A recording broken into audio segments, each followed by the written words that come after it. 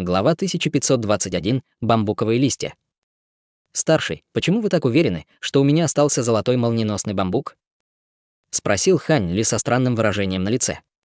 «Я, конечно, не могу быть абсолютно уверен, но, учитывая, что ты смог закалить 72 летающих меча с помощью материалов, велика вероятность, что у тебя еще остался золотой молниеносный бамбук, поэтому я упомянул об этом», — ответил пожилой мужчина. «Боюсь, мне придется вас подвести, старший. У меня больше нет золотого молниеносного бамбука, который использовал для закаливания своих мечей. Мне едва хватило, чтобы закалить мои собственные мечи», — вздохнул Хань Ли. «У тебя ничего не осталось». Пожилой мужчина нахмурил брови, по-видимому, слегка озадаченный этим. «Верно. Я действительно хочу новое искусство владения мечом, а также снова закалить мои летающие мечи, но, боюсь, у меня просто нет ресурсов, чтобы совершить этот обмен», — ответил Хань Ли с кривой улыбкой на лице. Здесь он говорил правду. Несмотря на то, что у него был таинственный маленький пузырек и духовный корень золотого молниеносного бамбука, божественной дьявольской молнии, содержащейся в 72 летающих мечах, всегда было достаточно для него, и было бесчисленное множество других вещей, на которых он должен был использовать этот маленький пузырек. Таким образом, он больше не выращивал золотой молниеносный бамбук. Его весьма соблазнил обмен, который предлагал пожилой мужчина, но ему пришлось отказаться. Пожилой мужчина долго смотрел на Хань Ли и решил, что он, похоже, не лжет, и только потом продолжил: «Если у тебя нет золотого молниеносного бамбука, то я не смогу дать тебе новое искусство владения мечом. Однако, когда ты собирал золотой молниеносный бамбук, у тебя, должно быть, осталось много листьев от него, верно?» Внезапно этому человеку пришла в голову мысль, и он спросил о листьях золотого молниеносного бамбука. Услышав это, Хань Ли слегка запнулся, но ответил: «Я действительно раздобыл много этих листьев». Эти листья были довольно своеобразными, по-видимому, не из дерева и не из металла. Мне так и не удалось найти им применение, но они не казались мне обычными вещами, поэтому я сохранил все листья в надежном месте. Отлично. Раз у тебя нет золотого молниеносного бамбука, то я могу дать тебе новое искусство владения мечом и технику закаливания твоих летающих мечей в обмен на эти листья. Однако я не буду помогать тебе закаливать их. Что скажешь? Спросил пожилой мужчина, и в его глазах появился намек на восторг. Это было бы фантастически.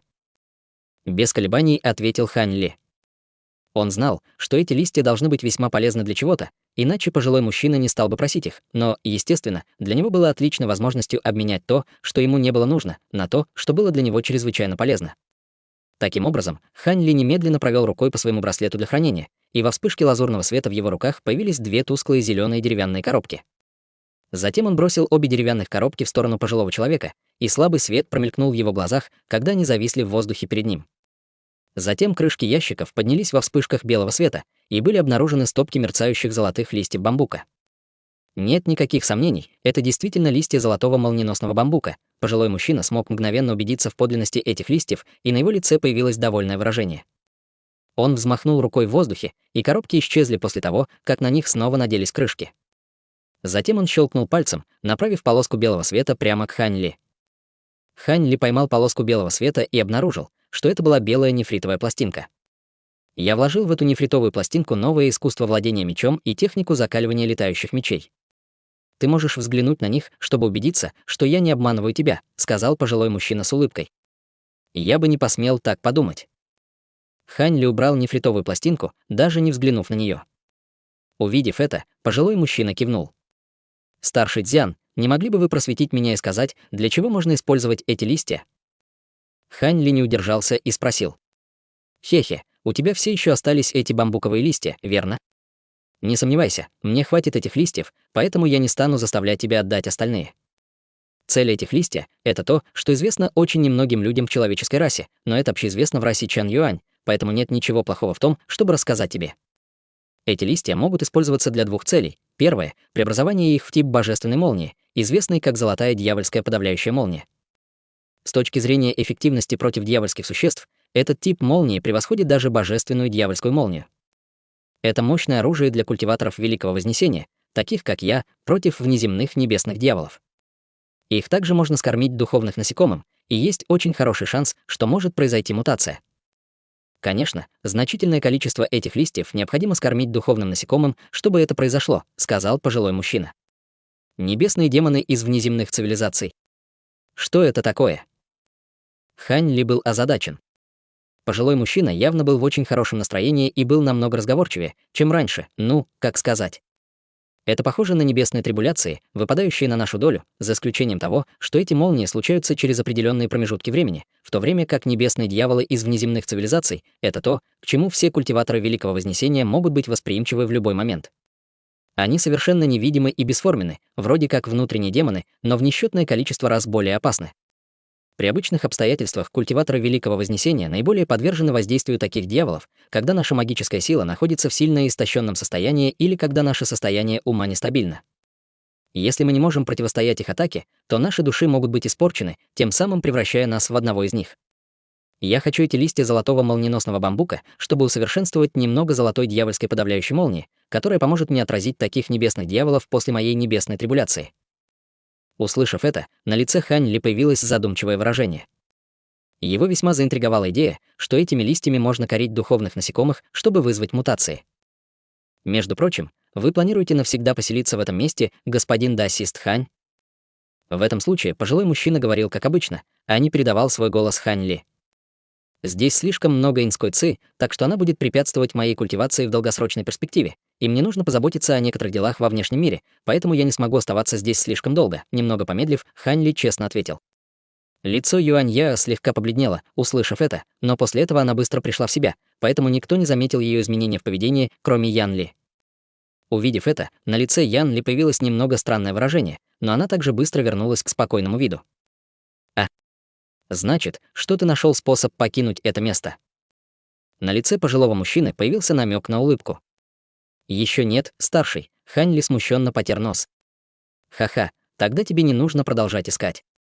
У меня есть надежный выход из этого места. Иначе как я мог бы жить на священной земле расы паденок, не имея выхода? Я могу отправить тебя в путь через несколько дней, усмехнулся пожилой мужчина. Спасибо, старший. Хань Ли был безумно рад услышать это. Как только на лице Хань Ли появилось приподнятое выражение, пожилой мужчина снова передал ему свой голос. «Пока не благодари меня. Я ничего не делаю бесплатно, и это не исключение. Я хочу заключить с тобой еще одну сделку». Еще одна сделка. Услышав это, Хань Ли запнулся. «Тебя интересует божественный эликсир адской реки?» — спросил пожилой мужчина. «Старший, у вас есть этот божественный эликсир?» На этот раз Хань Ли был по-настоящему удивлен. Я так долго жил в этой адской реке, так что это было бы абсолютной шуткой, если бы я к этому моменту не раздобыл немного божественного эликсира, холодно усмехнулся пожилой мужчина. Раса паденок знает об этом. Разве два адских грозовых зверя не охраняют божественный эликсир? Недоуменно спросил Хань Ли. Неужели ты думаешь, что два адских грозовых зверя могут меня остановить? У меня есть бесчисленное множество способов получить божественный эликсир, не будучи обнаруженным ими. Кроме того, я каждый раз извлекаю лишь небольшое количество эликсира. Даже если эти звери узнают, что я делаю, что они смогут мне сделать? Придут и бросят мне вызов в битве за эликсир? Пожилой мужчина гордо усмехнулся. Конечно, меня интересует божественный эликсир, но у меня действительно нет ничего, что я мог бы обменять на него, ответил Хань Ли после долгого молчания. «Я никогда не говорил, что хочу что-то от тебя сейчас», многозначительно сказал пожилой мужчина. Тогда Хань Ли слегка изменился в лице. Все довольно просто. Я не могу покинуть это место, поскольку я пытаюсь отложить прибытие моей следующей небесной трибуляции, но мне нужны некоторые чрезвычайно важные вещи. Если ты сможешь собрать эти вещи для меня, а затем принести в течение следующих 1000 лет, я обменяю на них флакон с божественным эликсиром адской реки. Что скажешь на это, господин Даосист Хань? Спросил пожилой мужчина. Сначала я должен выслушать, что вы хотите, чтобы я собрал, старший. Вместо того, чтобы сразу же принять это решение, Хань Ли избрал более консервативный и осторожный подход. Тот факт, что Хань Ли проявлял такую осторожность, казался обнадеживающим знаком для пожилого человека, и на его лице появилось довольное выражение. Он взмахнул рукавом и отправил Хань Ли еще одну нефритовую пластинку. Хань Ли поймал ее и сразу же осмотрел содержимое, и вскоре на его лице появилось своеобразное выражение. Через некоторое время Хань Ли убрал свое духовное чутье с пластинки и поднял голову с наигранной улыбкой на лице. Здесь не так много предметов, но о большинстве из них я даже не слышал. Даже те, о которых я знаю, чрезвычайно редкие, и я легко мог бы прожить 1000 лет, не встретив ни одного из них. Конечно, вы слишком многого требуете от меня, старший. Думаешь, что божественный эликсир адской реки является своего рода обычным духовным эликсиром? Это то, ради чего даже культиваторы интеграции тела готовы рисковать своей жизнью. Кроме того, я не говорил, что тебе нужно найти все из этого списка. Если ты сможешь собрать 2/3, а затем вернуться в это место, я обменяю божественный эликсир на эти предметы, спокойно ответил пожилой мужчина. 2/3. В таком случае это не совсем невозможно, пробормотал Хань Ли после короткой паузы для размышлений. Тогда по рукам, господин Даосист Хань. Если да, я могу отправить тебя из этой адской реки в качестве залога. Думаю, у меня нет выбора, кроме как согласиться. Хань Ли потер нос с кривой улыбкой на лице. Пожилой мужчина улыбнулся и сказал: я отправлю тебя отсюда через 2 дня.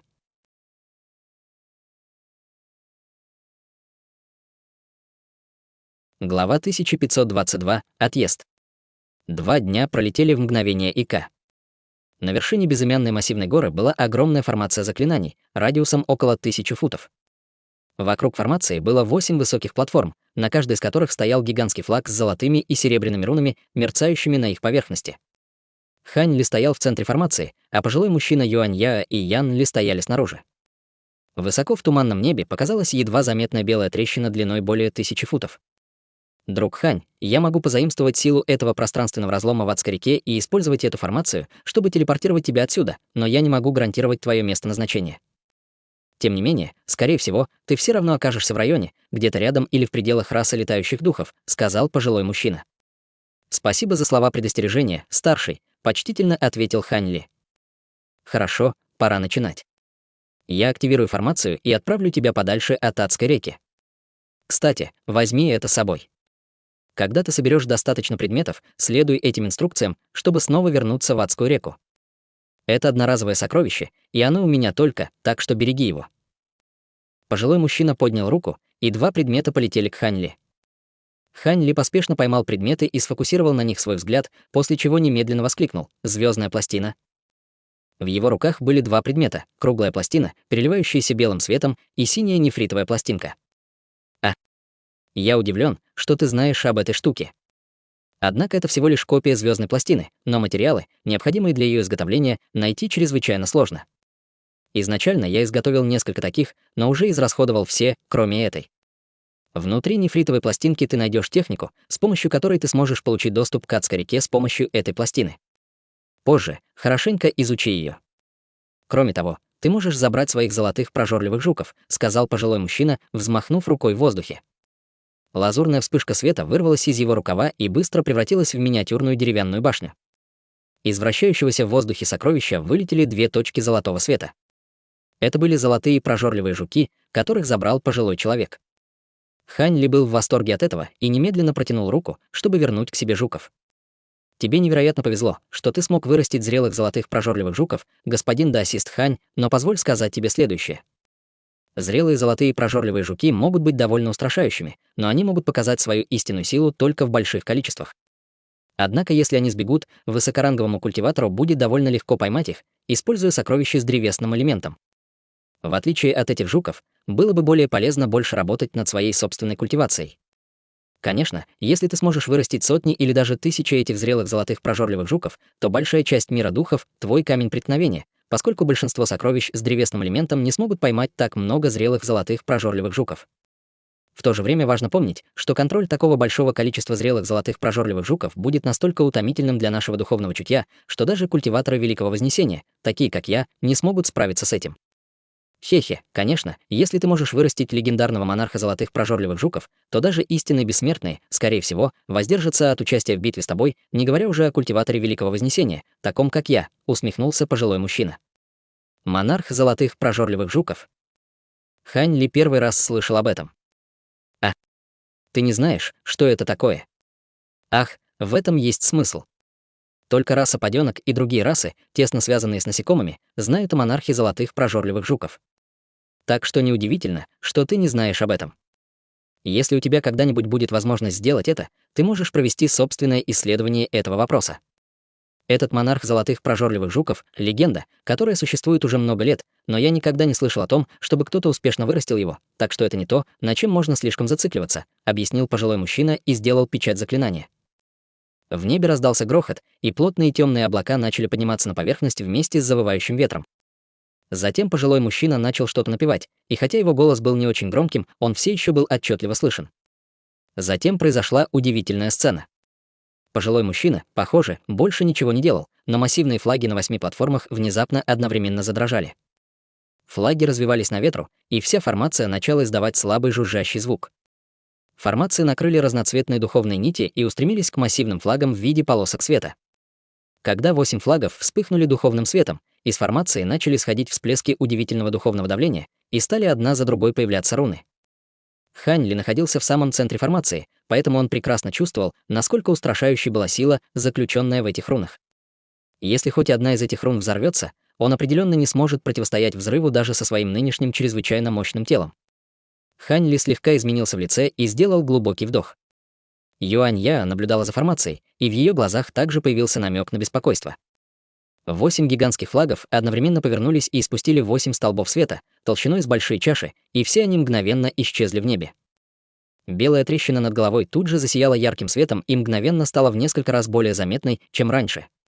Увидев это, пожилой мужчина поднял рукав вверх, и в воздухе над формацией раздался глухой удар, после чего во вспышке пронизывающего лазурного света появился лазерный меч длиной в несколько десятков футов. «Разрыв!» — закричал пожилой мужчина и ткнул 2 пальцами в огромный меч наверху. Проекция лазурного меча немедленно приняла вертикальное положение и взлетела к белой трещине в небе. В небе раздался громкий звенящий звук, и воздух резко сжался, словно вся первозданная мирская цепь поблизости была поглощена этим мечом. За мгновение до того, как гигантский лазурный меч ударил по белой трещине, он расширился в бесчисленное количество раз, охватывая все небо, как если бы это было божественное оружие. Затем лазурный меч с грохотом начал разрезать эту белую трещину, и небо словно содрогнулось от этого грохота. Тонкая длинная черная трещина появилась внутри белой трещины, и пожилой мужчина взмахнул рукой, рассеяв гигантский меч. В то же время 8 гигантских рун, каждая из которых была размером с хижину, всплыли возле черной трещины, переливаясь ярким золотым светом. Хань Ли почувствовал, как воздух вокруг него напрягся, а руны из формации под его ногами одновременно полетели к нему. При виде этого его сердце содрогнулось, и по спине пробежал холодок, как вдруг превратились в огоньки разных цветов, начав быстро вращаться вокруг него. Пространство вокруг него размылось, и его охватил приступ головокружения. После странного пронзительного визга из центра формации вырвался столб пятицветного света, который мгновенно исчез в черной трещине. В то же время свет, исходящий от всей формации, погас, и она перестала функционировать. В этот момент Хань Ли уже нигде не было видно. «Мастер, неужели брата Ханя действительно телепортировали отсюда?» Юань Я не могла больше скрывать своего беспокойства и повернулась к пожилому мужчине.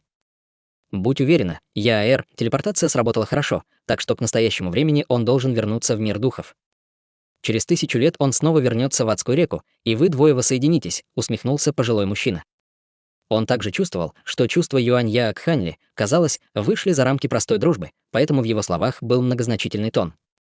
Услышав это, Юань-Я слегка покраснела, но не предприняла никаких усилий, чтобы восстановить самообладание. Она просто снова посмотрела в небо. Черная трещина наверху постепенно закрывалась, снова превращаясь в белую расщелину. Ян Ли обняла Юань-Я за плечо и сказала с улыбкой: «Давай вернемся, младшая боевая сестра». Все точно так, как говорит старший Дзян. Ты увидишь его снова, если судьбе будет угодно. Твой уровень культивации и силы, возможно, не смогут сравниться с господином даосистом Ханем в данный момент, но я уверена, что благодаря мастеру Цзину ты, по крайней мере, сможешь дождаться того времени, когда он вернется. Хе-хе, ты не ошиблась.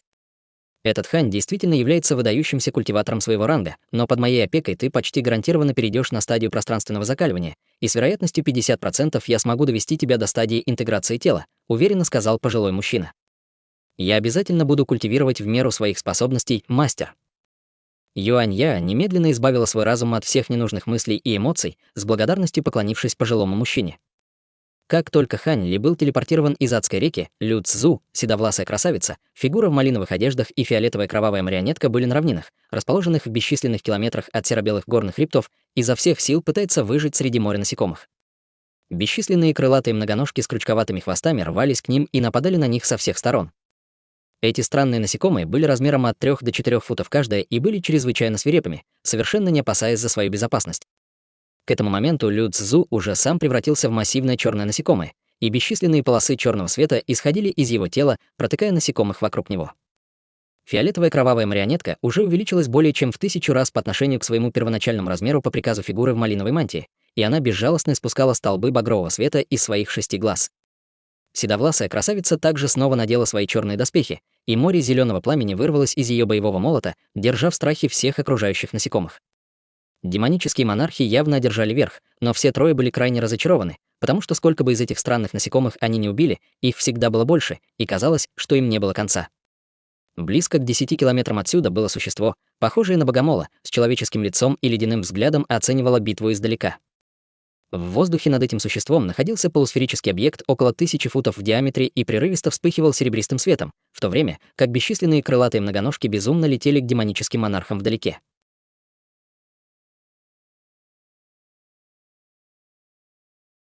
Глава 1523. В тумане. Мы не можем так продолжать. Это священное гнездо нашей расы падёнок. Существам, выходящим из него, нет конца. Как может обладатель золотого ранга расы падёнка обладать таким предметом? Мы должны немедленно убираться отсюда. Лю Цзу взревел. Только за эту долю секунды сотни насекомых были проколоты и убиты черным светом, исходящим из его тела. Куда нам бежать? Эти штуки не намного медленнее, чем мы. Если так будет продолжаться, наша магическая сила в конечном итоге будет исчерпана, мрачно сказала фигура в малиновой мантии, стоя на вершине фиолетовой кровавой марионетки. Давайте направимся прямо к проходу, ведущему в это место. После того, как мы туда доберемся, мы сможем вернуться к адской реке и уклониться от моря насекомых из этого священного гнезда, без колебаний ответил Лю Цзу. Ты сошел с ума, брат Лю Цзу? Даже если мы полетим на всей своей скорости, нам все равно потребуется 2-3 месяца, чтобы добраться туда, при этом все это время мы будем продолжать сражаться. А как насчет дьявольской гробницы и дьявольских артефактов? Резким голосом завизжала седовласая красавица. Какая польза от этих дьявольских артефактов, если мы умрем здесь? Я дам тебе и брату Дисюэ несколько сокровищ из моей личной коллекции, чтобы восполнить потери.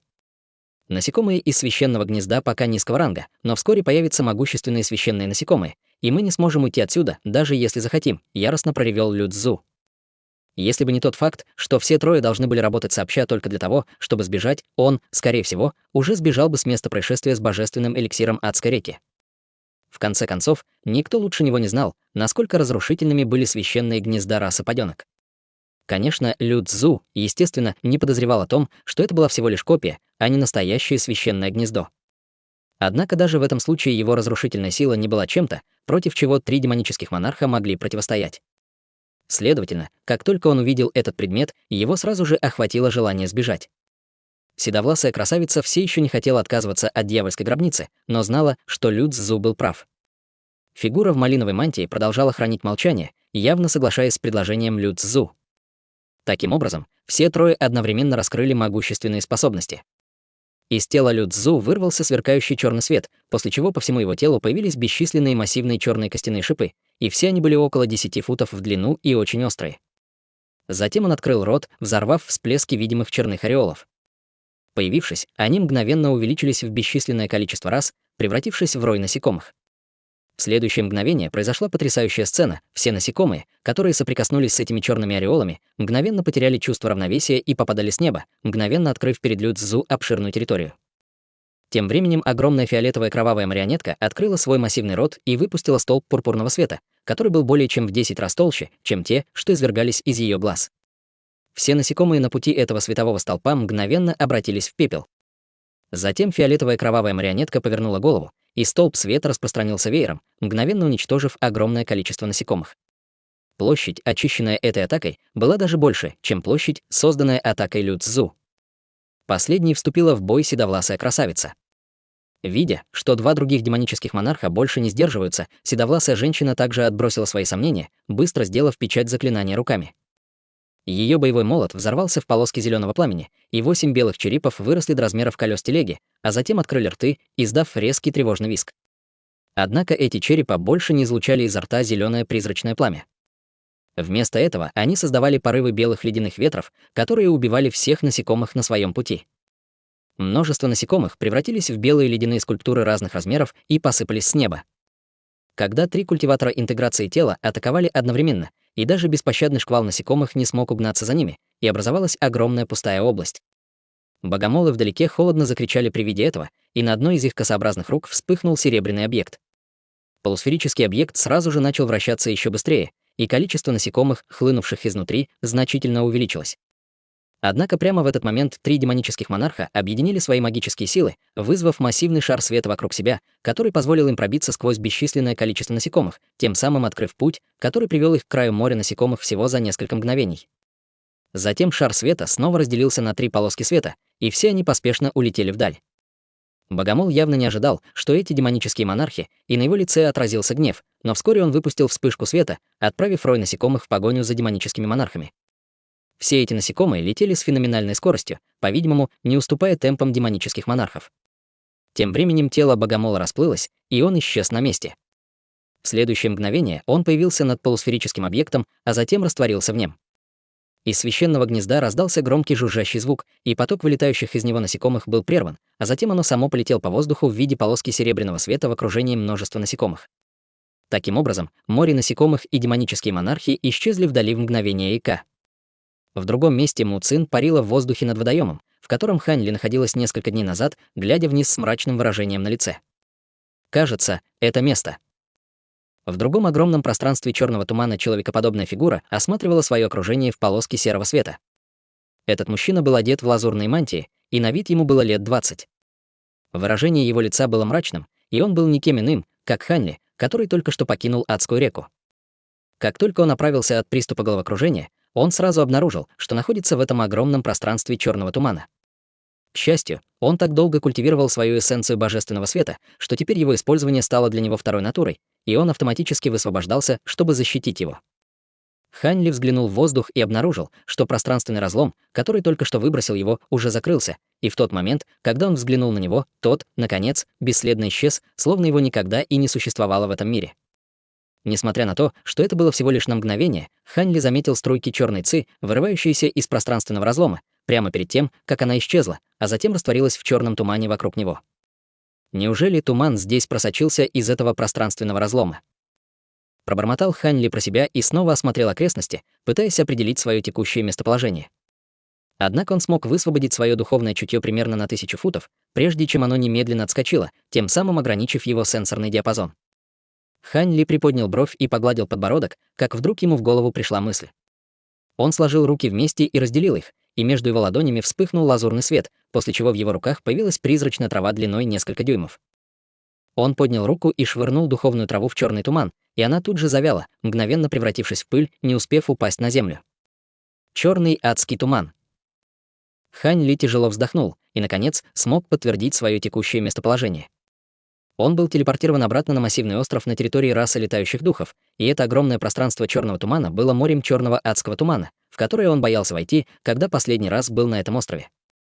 Он провел несколько тестов с этим черным туманом, чтобы обнаружить, что инская ци внутри него чрезвычайно сильна и что она способна поглощать духовную ци из растений и других живых существ. В то время он спешил прорваться через свое узкое место и также весьма осторожно относился к странным свойствам этого тумана, поэтому никогда не рисковал войти в него. Теперь, поскольку он был телепортирован сюда, у него не было выбора. Вспоминая черную ци, которая просочилась из пространственного разлома, казалось, что образование этого моря тумана, скорее всего, имело какое-то отношение к Адской реке. Тем не менее, инская ци в Адской реке определенно не была такой устрашающей, как та, что была в этом черном тумане, поэтому должны были быть некоторые другие составляющие этого тумана. Глаза Хань Ли вспыхнули, и он мгновенно все решил для себя.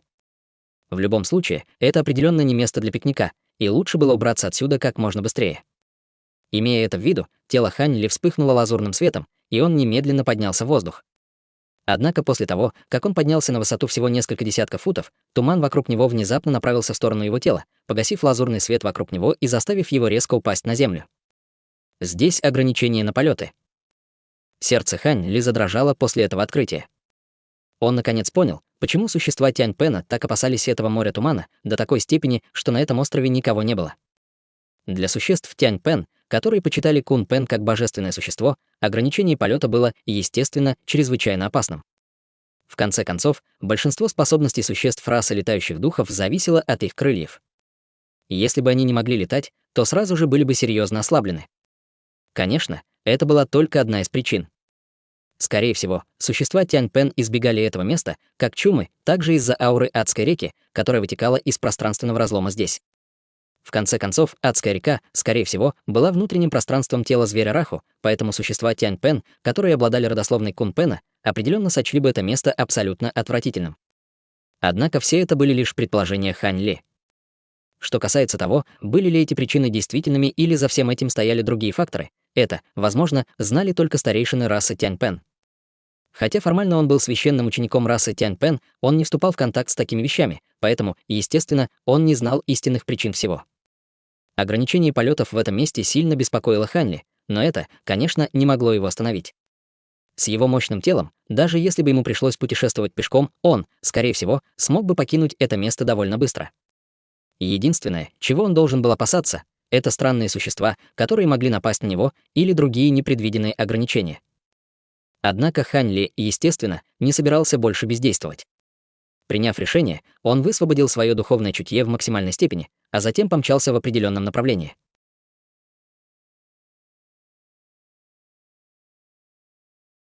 Глава 1524. Весенний рассвет. Лазурная спираль. Хань Ли сделал шаг вперед, и хотя казалось, что он двигался не так быстро, он все же преодолел расстояние около 80 футов в мгновение ока. Через некоторое время он преодолел несколько десятков километров и уже двигался медленнее, чем обычно, в качестве меры предосторожности. В противном случае, если бы он мчался сквозь туман так быстро, как только мог, он бы уже преодолел несколько сотен километров. Однажды он обогнул большую часть окраин этого моря черного адского тумана, и даже когда он летел так быстро, как только мог, ему потребовалось около месяца или двух, чтобы обойти весь путь вокруг одной стороны. Он не знал, где сейчас находится в море тумана, но, скорее всего, ему потребуется несколько дней, чтобы выйти из этой местности пешком. Таким образом, Хань Ли не спешил продвигаться вперед. Вместо этого он просто продвигался в равномерном темпе, обдумывая свое путешествие в земную бездну и адскую реку. Во время этого приключения он пережил немало опасных событий и был почти превращен в марионетку демонических монархов, но он также получил щедрые награды. Он узнал истинный метод использования своей божественной дьявольской молнии от Муцин, а также получил от нее пузырек с истинной кровью пятицветного павлина. От Дисюи он получил техники создания духовных марионеточных прислужников, что позволило ему овладеть методами изготовления талисмана 9 небесных дворцов и талисмана первозданных доспехов. Вдобавок к этому пожилой мужчина по фамилии Цзян передал ему новое искусство владения мечом лазурной эссенции, а также метод повторного закаливания лазурных облачных бамбуковых мечей. И если бы он в будущем сосредоточил на этих двух вещах достаточно внимания, он, вероятно, смог бы сделать свою формацию мечей намного более мощным. Однако ничто из этого не было так ценно, как обещанный ему божественный эликсир адской реки. Он уже знал, этот эликсир мог изменить конституцию человека, тем самым позволяя ему поглощать больше первозданной мирской ци, чем обычно. Это был невероятный предмет, и он, естественно, не хотел отказываться от него. С этим божественным эликсиром он сэкономит себе бесчисленные годы культивации. Для культиватора с обычными способностями, такого как Хань Ли, это определенно имело огромное значение. Все предметы в списке, которые ему передал пожилой мужчина, было чрезвычайно трудно найти, но у него все еще была надежда, поскольку он дал ему на это период времени в 1000 лет, а найти нужно было только 2/3 предметов в списке. Учитывая, что ему было выделено столько времени, Хань Ли был относительно уверен, что сможет достичь такого подвига. Однако сейчас ему нужно было как можно скорее вернуться в свою пещерную резиденцию на острове, а затем уйти в уединение, чтобы собрать воедино награды, которые он получил от этой поездки. Как только он достигнет вершины поздней стадии божественной трансформации, он сможет принять таблетки черного пламени и попытается прорваться к ранней стадии пространственного закаливания. Во время этого путешествия он встречал так много существ на стадии интеграции тела и неоднократно был свидетелем их сражений. Из этого опыта он почувствовал, что достиг некоторого просветления и был более уверен в своей способности преодолеть следующее узкое место. Несмотря на то, что демонические монархи не давали ему руководства в культивации, все они были чрезвычайно могущественными существами, и просто увидеть их в действии было бесценным опытом для Хань Ли.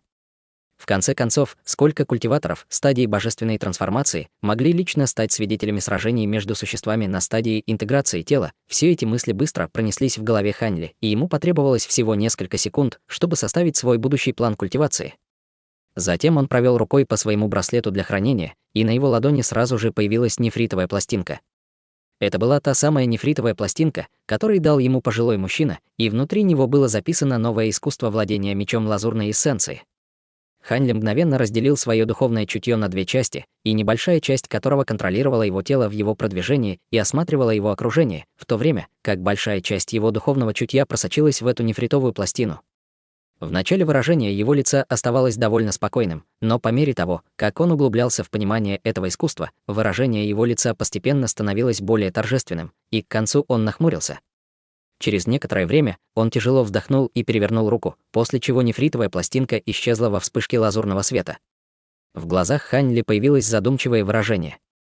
Он примерно прочитал содержание искусства владения мечом и запомнил его. Было совершенно ясно, что это так называемое новое искусство владения мечом на самом деле не внесло много изменений в первоначальные 13 уровней техники культивации, и внесенные незначительные изменения никак не повлияли на него. Основным отличием было 5 дополнительных слоев культивации. Эти слои искусства владения мечом соответствовали 3 уровням стадии божественной трансформации, а также раннему и среднему стадиям пространственного закаливания. Если бы он полностью развил искусство владения мечом, это поддержало бы его на поздней стадии пространственного закаливания. Если бы Хань Ли не культивировал первозданное истинное дьявольское искусство, он, возможно, действительно был бы очень заинтересован этим искусством культивации. В настоящее время он мог выбрать только несколько полезных секретных техник и способностей из последних 5 уровней искусства владения мечом для своей культивации. В конце концов, он шел по пути одновременной культивации, поэтому для него было бы определенно неразумно тратить столько времени на это. Конечно, он смог достичь всего этого только потому, что овладел первыми 13 уровнями искусства владения мечом ранее, а также сам был культиватором на поздней стадии божественной трансформации. В противном случае, даже если бы это искусство владения мечом получили другие высокоранговые культиваторы, они бы вообще не смогли им воспользоваться. Вещи, заключенные в последних 5 уровнях этого искусства, которые больше всего интересовали Хань Ли, были парой новых формаций меча, одна из которых называлась «Весенний рассвет», а другое — «Лазурная спираль». Эти 2 формации мечей, используемые в сочетании с последними 5 уровнями искусства владения мечом, будут чрезвычайно мощными и позволят ему бросить вызов существам более высокого ранга, чем он сам. Даже без развития последних 5 уровней искусства владения мечом эти 2 формации мечей все еще можно было использовать, но требования к летающим мечам, использовавшимся в этом случае, были чрезвычайно строгими. Это должны были быть летающие мечи с чистым древесным элементом, культивированные до очень высокого уровня. Текущие 72 лазурных облачных бамбуковых мечей Хань Ли не могли удовлетворить этому условию, поэтому ему пришлось заново их культивировать. Среди этих 2 формаций мечей на своем нынешнем уровне культивации Хань Ли мог использовать весенний рассвет, но лазурную спираль он мог культивировать и изучать после достижения поздней стадии пространственного закаливания. Таким образом, Хань Ли обратил свое внимание на технику культивации летающих мечей, заключенной в искусстве владения мечом. Однако после краткого ознакомления с этой техникой на его лице появилось недоумение. Техника была не очень сложной, но процесс закаливания мечей должен был быть чрезвычайно длительным, и в течение этого времени его летающие мечи были чрезвычайно хрупкими, что делало их непригодными для использования в бою. Только после полной очистки мечей и достижения состояния единства с ними можно будет проявить их истинную силу. Согласно информации, содержащейся в технике усовершенствования, он должен был избавить свои летающие мечи от золотой эссенции, которой он закалил их, и в этом случае он не смог бы использовать свою формацию золотых мечей. Хань Ли чувствовал серьезные сомнения по этому поводу. Невозможность использовать летающие мечи в течение длительного периода времени не вызывала особого беспокойства. В конце концов, он все равно не полагался на них как на костыль. Однако потеря формации золотых мечей действительно была чем-то, из-за чего он чувствовал себя очень нерешительно. В новом искусстве владения мечом говорилось, что весенний рассвет и лазурная спираль намного превосходят по силе формацию золотых мечей, поэтому имело смысл только пожертвовать ею ради этих 2 других формаций мечей. Тем не менее, Хань Ли никогда не видел этих 2 формаций меча в действии, но формация золотых мечей помогала ему побеждать могущественных врагов не один раз, поэтому его колебания были неизбежны. Он не планировал культивировать последние 5 уровней искусства владения мечом лазурной эссенции, поэтому оставалось загадкой, сколько силы он сможет высвободить с этими 2 формациями мечей с помощью только своих изысканных летающих мечей. Если бы оказалось, что эти 2 формации меча уступали по силе по сравнению с формацией золотистых мечей, то он понес бы огромные потери, затратив много времени и усилий. Пока Хань Ли пытался принять решение о формации мечей, выражение его лица внезапно изменилось, и он остановился на месте. Он вгляделся в черный туман сбоку и сказал с мрачным выражением на лице: «Что ты делаешь, прячась там в тени? Ты собирался напасть на меня». Затем он поднял руку и с раскатом грома выпустил плотный шар золотого света, образуя шар золотой молнии размером с голову, который завис у него над головой. Поверхность шара непрестанно потрескивала дугами молний и мерцала золотыми рунами, создавая довольно устрашающее зрелище. «Ты не из расы Тянь Пен?» С той стороны, куда смотрел Хань Ли, раздался удивленный голос. «Кто ты и откуда ты это знаешь?» — спросил Хань Ли, прищурившись. «Хе-хе, если ты действительно существо Тянь-Пен, ты никак не смог бы остаться здесь совершенно нетронутым, даже будучи великим духовным генералом, не говоря уже о простом духовном генерале», — холодно ответил голос. «А, похоже, ты много знаешь о существах Тянь-Пена и об этом месте. Почему ты до сих пор не показался мне? Выйди и поговори со мной лицом к лицу». Как только голос Хань Ли затих, золотой шар молнии перед ним внезапно исчез. В следующее мгновение в черном тумане вспыхнул золотой свет, и шар молнии появился из воздуха и взорвался на месте. Вспыхнул золотой свет, и из тумана сразу же вылетела черная тень, появившаяся чуть более чем в 100 футах от Хань Ли. Хань Ли внимательно осмотрел только что появившееся существо, и выражение его лица слегка изменилось. Он смотрел на молодого человека с зеленым лицом и двумя белыми изогнутыми рогами на голове. Он направил свое духовное чутье к молодому человеку, обнаружив, что он был существом на ранней стадии пространственного закаливания, а аура, которую он излучал, была каким-то образом знакома Хань Ли. Он быстро прокрутил свои воспоминания и внезапно воскликнул: «Ты светящийся зверь! Подожди, в твоем теле много инской ци, так что ты, должно быть, использовал искусство культивации призрачного даа». Услышав это, молодой человек изменился в лице, но затем в его глазах появился зловещий свет. «Изначально я намеревался отпустить тебя, но, поскольку ты определил мое происхождение, тебе не уйти отсюда живым». Затем молодой человек внезапно открыл рот и выпустил порыв серого инского ветра прямо в Хань Ли. Он явно пытался убить Хань Ли, чтобы заставить его замолчать навсегда. Хань Ли сначала пожалел о том, что выпалил о происхождении молодого человека, но, видя, как молодой человек хотел вовлечь его в битву, на его лице появилась улыбка. Он просто стоял на месте, но серый свет вокруг его тела резко расширился, окутав Хань Ли, сметая в сторону все встречные порывы инских ветров. Увидев это, в глазах молодого человека вспыхнуло изумление, но он тут же хлопнул рукой по голове, в результате чего его рога отделились от тела, а затем превратились в пару мерцающих белых ятаганов и опустились ему в руки. С новым оружием молодой человек, казалось, был полон уверенности, топнув ногой, ринулся на Хань Ли с невероятной скоростью, оставляя за собой след остаточных изображений. Молодой человек, казалось, намеревался бросить вызов Хань Ли в рукопашном бою, и при виде этого в глазах Хань Ли промелькнуло странное выражение. Вместо того, чтобы предпринять какие-либо уклончивые меры, из его тела внезапно вырвался яркий золотой свет, а сам Хань Ли остался стоять на месте. На его коже появился слой золотой чешуи, и в то же время позади него появилась золотая проекция с 3 головами и 6 руками.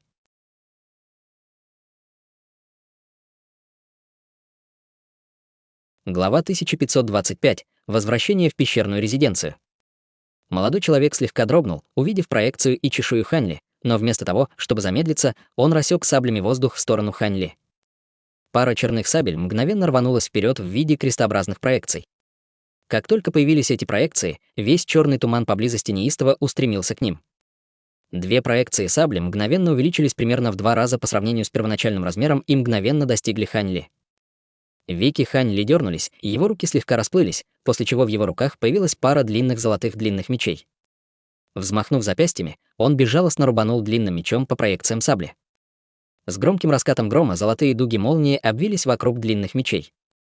Как только проекции черной сабли столкнулись с золотой молнией, проекции мгновенно были побеждены к большому потрясению молодого человека. Напротив, на лице Хань Ли появилась холодная улыбка. В саблях, выпущенных его противником, явно было много дьявольской ци. В противном случае даже его лазурные облачные бамбуковые мечи не смогли бы справиться с ними с такой легкостью. Учитывая это, этот молодой человек, по сути, покончил жизнь самоубийством из-за своего решения бросить вызов Хань Ли. Помня об этом, Хань Ли взмахнул пятицветным полупрозрачным крылом на своей спине, послав в противника вспышку пятицветного света, прежде чем молодой человек успел оправиться от своего удивления. Свет был чрезвычайно ярким и пронзительным, как если бы из тела Хань Ли вышло пятицветное солнце. Ах! Молодой человек рефлекторно закрыл глаза перед таким ослепительным светом и в то же время понял, что попал в чрезвычайно опасную ситуацию, поэтому он яростно топнул обеими ногами по земле и выстрелил прочь, как стрела, отступая еще быстрее, чем появился. В этот момент из пятицветного света раздался раскат грома, после чего за спиной молодого человека вспыхнула дуга лазурной и белой молнии, и из воздуха внезапно появился Хань Ли. Затем он рубанул 2 длинными мечами в сторону противника. Глаза молодого человека все еще были закрыты, а его духовное чутье немного замедлило свою реакцию, но такая вопиющая атака определенно не могла ускользнуть от его внимания. Таким образом, он немедленно бросил свои двойные сабли перед собой, и они вылетели 2 полосками черного света. Затем он сделал печать заклинания, и мышцы на его теле мгновенно исчезли, открыв полупрозрачный белый нефритовый скелет. Скелет задрожал, высвободив белый световой барьер, полностью скрывавший его тело. Длинный меч Хань Ли обрушился на него с раскатами грома, но его остановили полоски черного света, образованные двумя саблями. Хань Ли не счёл это ни в малейшей степени странным или неожиданным. Наоборот, он был бы удивлен, если бы пара оружия, проявленная из тела демонического зверя стадии пространственного закаливания, не обладала такой большой силой. Он никогда не намеревался и не надеялся убить этого демонического зверя одной парой летающих мечей. В тот момент, когда он ударил своими мечами, проекция первозданного истинного дьявола взмахнула 6 руками в воздухе, выпустив бесчисленные проекции кулаков, как золотые цветы лотоса, обрушив их на белый световой барьер, как проливной дождь. Каждая из, казалось бы, обычных проекций кулака была наполнена огромной нечеловеческой силой Хань Ли, и эта непреодолимая буря атак была вызвана только грубой силой. В тот момент, когда белый световой барьер был поражен проекциями кулаков, кажущийся непоколебимым барьер тут же яростно задрожал и был быстро разрушен разрушительными проекциями кулаков. Все это произошло в мгновение ока, и только тогда демонический зверь обернулся и открыл глаза. После того, как вся его плоть и кровь исчезли, его глазных яблок больше не было видно, а вместо них в его глазницах были 2 шара зеленого пламени. Демонический зверь был удручен тем, что его защитный световой барьер был разрушен с такой легкостью, и немедленно открыл рот, направив в Хань Ли несколько угольно-черных световых полос. В то же время его голова взорвалась сама собой, после чего изнутри вылетела зеленая бусина и полетела вдаль. Остатки его скелетного тела быстро рассыпались, формируя белый костяной щит, который следовал за зеленой бусиной, защищая ее во время побега. Демонический зверь понял, что он не соперник Хань Ли, и немедленно попытался скрыться с места происшествия. Он много лет культивировал в этом черном адском тумане, и он был уверен, что, если он сможет увеличить дистанцию между собой и Хань Ли, и у последнего не будет возможности преследовать его.